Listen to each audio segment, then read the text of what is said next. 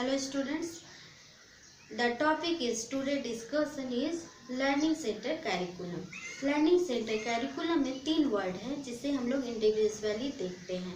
What is learning? The process of acquiring new understanding knowledge skills and values is called learning. That means किसी भी नए ज्ञान कौशल एवं मूल्यों को सीखना ही अधिगम कहलाता है। The next is curriculum. What is curriculum? Curriculum is the method और material use to learn skills and subject. That means कि कैरिकुलम एक ऐसा माध्यम या फिर ऐसी विधि या सामग्री होती है जिसके माध्यम से हम लोग नए कौशल को या नए स्किल्स को सीखते हैं।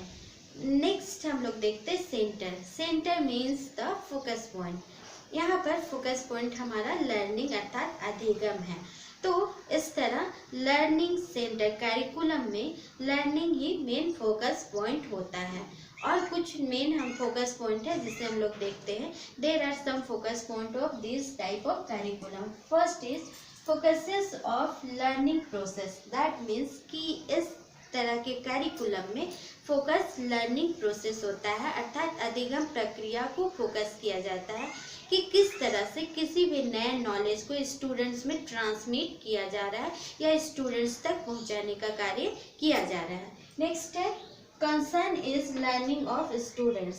चूँकि लर्निंग स्टूडेंट्स का होता है इसलिए स्टूडेंट्स के लर्निंग पर सबसे ज़्यादा फोकस किया जाता है। नेक्स्ट है टीचर्स आर को लर्नर्स। दैट मीन्स कि स्टूडेंट्स के साथ साथ टीचर्स का भी यहाँ पर लर्निंग होता चला जाता है, इसलिए टीचर्स को यहाँ पर को लर्नर्स कहा गया है।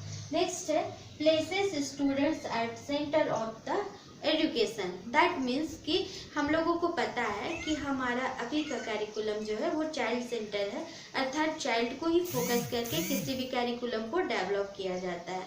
तो लर्निंग सेंटर कैरिकुलम में फोकस लर्निंग होता है, परंतु स्टूडेंट्स को सेंटर मारकर लर्निंग प्रोसेस को आगे बढ़ाया जाता है। Understanding the educational context of students. That means कि स्टूडेंट्स के शैक्षिक संदर्भ को समझना बहुत जरूरी है कि what students bring to the educational experience, अर्थात स्टूडेंट्स में वे कौन कौन सी एबिलिटीज़ हैं जिसको हम लोगों को आगे बढ़ाना है, या फिर वो कौन कौन से स्किल्स हैं जिसके अकॉर्डिंग स्टूडेंट्स का लर्निंग प्रोसेस को आगे बढ़ाना है। स्टूडेंट्स जब क्लासरूम में आते हैं तो वे सिर्फ अपने आप को क्लासरूम में नहीं लेकर आते हैं, बल्कि वे अपने साथ अपने अंडरस्टैंडिंग, एजुकेशनल एक्सपीरियंसेस, नॉलेज, इन सारे को साथ में क्लासरूम में लेकर आते हैं। उसी तरह अगर जब एक टीचर क्लासरूम में आती है तो वह अपने साथ अपने अंडरस्टैंडिंग, एजुकेशनल एक्सपीरियंसेस, नॉलेज एवं अपने कॉन्टेक्स्ट को भी साथ में क्लासरूम में लेकर आती है। तो इस तरह से स्टूडेंट्स के एजुकेशनल संदर्भ को समझना बहुत जरूरी होता है। नेक्स्ट है टीचर्स इज अ फैसिलिटेटर। यहाँ पर टीचर फैसिलिटेटर का काम करती है, अर्थात टीचर का रोल होता है स्टूडेंट्स को लर्निंग के लिए प्रोत्साहित करना, डिफरेंट टाइप के लर्निंग स्टाइल्स को यूज़ करके स्टूडेंट्स को लर्निंग के लिए मोटिवेट करना टीचर का प्रमुख कर्तव्य होता है। और टीचर की ये रिस्पॉन्सिबिलिटी होती है कि स्टूडेंट्स को मोटिवेट करे कि वे अपनी लर्निंग के प्रति जो रिस्पॉन्सिबिलिटी है उसे एक्सेप्ट करें। तो टीचर वे कौन कौन से मेथड्स हैं या कौन कौन से टेक्निक्स है जिसे यूज़ करके लर्निंग को इफेक्टिव बना सकती है, जिसमें पहला है collaborative group learning. That means कि स्टूडेंट्स को आपस में मिलकर लर्निंग करने पर फोकस किया जाना चाहिए, कोऑपरेशन के साथ सीखने पर फोकस किया जाना चाहिए। Next student inquiry and discovery. Students को इंक्वायरी करने के लिए, पूछताछ करने के लिए या फिर डिस्कवर करने के लिए भी प्रेरित किया जाना चाहिए, तभी उनका लर्निंग इफेक्टिव होता है। नेक्स्ट है problem based inquiry learning, that means कि उस तरह के प्रॉब्लम्स को स्टूडेंट्स के सामने प्रस्तुत करने चाहिए जिसका स्टूडेंट्स खुद से सॉल्यूशन ढूंढ सके और उनका लर्निंग स्वतः होता चला जाए। साथ में उनके सामने real life situations, real life से रिलेटेड प्रॉब्लम्स क्रिएट किए जाने चाहिए ताकि स्टूडेंट्स नए नए नॉलेज को सीख सके, नए नए सिचुएशंस में अपने आप को अप्लाई कर सके, अपने नॉलेज को अप्लाई कर सके और न्यू स्किल्स, न्यू नॉलेज को एक्वायर कर सके। Of learning center curriculum, first is student construct knowledge through gathering and synthesising information, that means कि स्टूडेंट्स नए नए इंफॉर्मेशन को गैदर करके नॉलेज को कंस्ट्रक्ट कर पाते हैं। नेक्स्ट है it aims maximize learning situation, that means कि लर्निंग सेंटर कैरिकुलम का एम होता है जो भी लर्निंग सिचुएशन होता है, शिक्षण अधिगम की प्रक्रिया होती है, उसे ज़्यादा से ज़्यादा इफेक्टिव बनाना। जैसे फॉर एग्जाम्पल मान लेते हैं कि स्टूडेंट्स को क्लासरूम में बताया जाता है कि फैक्ट्री में किस तरह के कार्य होते हैं या किस तरह से फैक्ट्री वर्क करता है और उन्हें फील्ड में ले जाकर, उस फैक्ट्री में ले जाकर फैक्ट्री में किस तरह के से कार्य होता है वो दिखाया जाता है। जैसे वहाँ पर कौन कौन से मशीनरी यूज़ किए जाते हैं, किस तरह से रॉ मटेरियल को वहाँ पर यूज़ किया जाता है, ये सारे नॉलेज उन्हें दिए जाते हैं। तो इस तरह का जो नॉलेज उन्हें प्राप्त होता है वो लंबे समय के लिए होता है और परमानेंट नॉलेज होता है। तो इस तरह से लर्निंग सिचुएशन को अलग अलग तरीके से हैंडल करते हुए लर्निंग सिचुएशन को फ्लेक्सिबल बनाकर स्टूडेंट्स के लर्निंग को इफेक्टिव बनाया जा सकता है। नेक्स्ट देखते हैं it can be applied to the construction of syllabus, learning center curriculum का यूज़ कंस्ट्रक्शन ऑफ सिलेबस में भी किया जाता है, अर्थात सिलेबस को तैयार करने में भी किया जाता है, क्योंकि यहाँ पर टीचर्स के साथ साथ स्टूडेंट्स के भी अधिगम अनुभवों को शामिल किया जाता है और यहाँ पर स्टूडेंट्स के लर्निंग को इफेक्टिव बनाने के लिए कार्य किया जाता है। तो यहाँ पर जो कुछ भी यूज़ किया जाता है उसे सिलेबस में ऐड किया जा सकता है।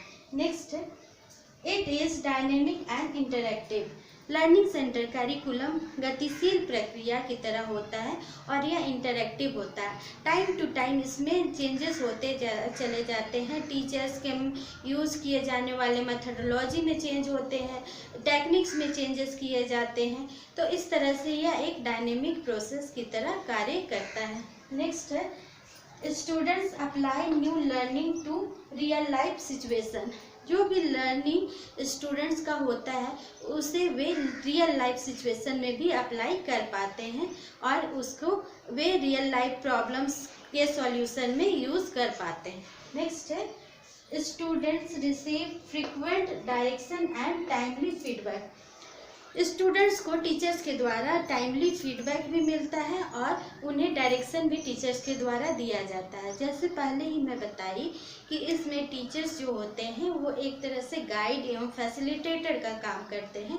तो यहाँ पर स्टूडेंट्स को टाइम टू टाइम टीचर्स उनके लर्निंग का फीडबैक देते रहते हैं। इसके लिए समय समय पर उनका असेसमेंट किया जाता है through summative assessment and formative assessment.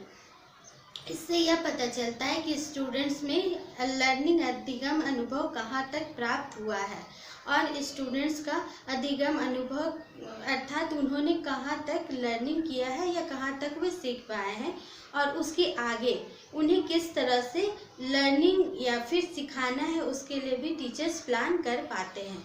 तो यहाँ पर इससे पता चलता है कि स्टूडेंट्स कहाँ पर गलती कर रहे हैं, कहाँ पर किसी भी कॉन्सेप्ट को वे नहीं समझ पा रहे हैं। तो टीचर्स उन्हें आगे गाइडलाइन प्रोवाइड करते हैं और रेमेडियल टीचिंग के माध्यम से उनके जो भी प्रॉब्लम्स होते हैं उनका सॉल्यूशन टीचर्स करते हैं। तो इस तरह से उन्हें टाइम टू टाइम फीडबैक उनके लर्निंग का प्राप्त होता रहता है। नेक्स्ट है students know what they are learning and why, that means कि यहाँ पर स्टूडेंट्स को ये भी पता चलता है कि वे क्या क्या सीख रहे हैं, क्योंकि उन्हें टाइमली फीडबैक दिया जाता है और क्यों उन्हें ये सारे लर्निंग कराए जा रहे हैं या फिर उन्हें ये सारे नॉलेज क्यों दिए जा रहे हैं वे भी उन्हें पता रहता है। जैसे अभी आप लोगों के बीएड के सिलेबस में हम लोग साइकोलॉजी, सोशियोलॉजी, फिलोसॉफी ये सब पढ़ाते हैं, तो आप लोगों को पता है कि इसका आगे फ्यूचर यूज़ क्या है। अगर आप एक टीचर बनने जा रहे हैं तो आपको स्टूडेंट्स के साइकोलॉजी को समझना बहुत ज़रूरी है। तो इसलिए आप लोगों को साइकोलॉजी सब्जेक्ट पढ़ाया जाता है, जिससे आप स्टूडेंट्स के साइकोलॉजी को, उनके मनोवृत्ति को आप अच्छे तरीके से समझ पाएँ और उसके अकॉर्डिंग, उनके नीड एवं इंटरेस्ट के अकॉर्डिंग आप उनको टीचिंग करा पाएँ या फिर उन्हें सिखा पाएँ। नेक्स्ट है, it help students develop a way of learning. क्योंकि उनके लिए एक लर्निंग इन्वायरमेंट क्रिएट किया जाता है, तो इस तरह वे किसी भी नॉलेज को सीखने का तरीका खुद से सीख लेते हैं या खुद से जानते हैं कि किस नॉलेज को किस तरह से एक्वायर किया जा सकता है। तो आज हम लोग देखें लर्निंग सेंटर कैरिकुलम। आज आई होप कि आप लोगों को ये अच्छे से समझ में आ गया होगा। Thank you so much for watching my video.